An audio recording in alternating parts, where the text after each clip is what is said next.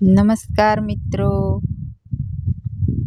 અમારી ચેનલમાં આપનું હાર્દિક સ્વાગત છે. મિત્રો, વૈશાખ માસના શુક્લ પક્ષની એકાદશી એટલે કે મોહિની એકાદશી. આ દિવસે ભગવાન વિષ્ણુએ અસુરો પાસેથી અમૃત બસાવવા માટે અત્યંત સુંદર મોહિની રૂપ ધારણ કર્યું હતું. આજના વિડીયોમાં આજે આપણે જાણીશું મહત્વ અને પૌરાણિક કથા અને પૂજાના શુભ મુહૂર્ત વિશે. વિડીયોના અંત સુધી જોડાયેલા રહેજો. આ વર્ષે મોહિની એકાદશી 28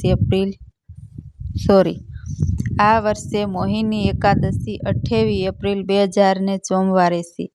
પૂજા વિધિ: સવારે વહેલા ઉઠી સ્નાન કરી ભગવાન વિષ્ણુ સામે વ્રતનો સંકલ્પ કરો.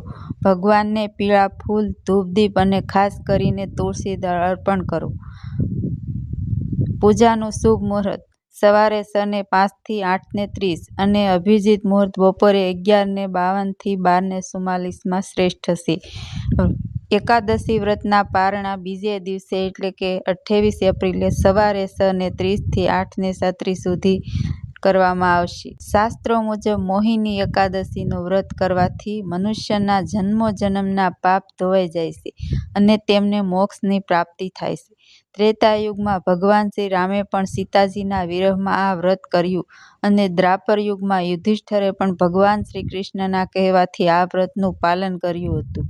પૌરાણિક કથા અનુસાર જ્યારે સમુદ્ર મંથન દરમિયાન અમૃત કુંભ નીકળ્યો ત્યારે દેવો અને દાનવો અસુરો વચ્ચે યુદ્ધ થયું. અસુરો અમૃત પીવા માટે ભાગતા હતા જેથી તેઓ અમર થઈ સૃષ્ટિ પર રાજ કરી શકે. દેવોની રક્ષા માટે ભગવાન વિષ્ણુએ એક અત્યંત સુંદર સ્ત્રીનું રૂપ ધારણ કર્યું, મોહિની તરીકે જે ઓળખાયું. મોહિનીએ પોતાની માયાથી અસુરોને મોહિત કરી લીધા અને ચતુરાઈથી બધું જ અમૃત દેવોને પીવડાવી દીધું. આ રીતે દેવો અમર થયા અને ધર્મનો વિજય થયો. જે દિવસે ભગવાને આ રૂપ ધારણ કર્યું હતું તે દિવસ મોહિની એકાદશી તરીકે ઉજવાય છે.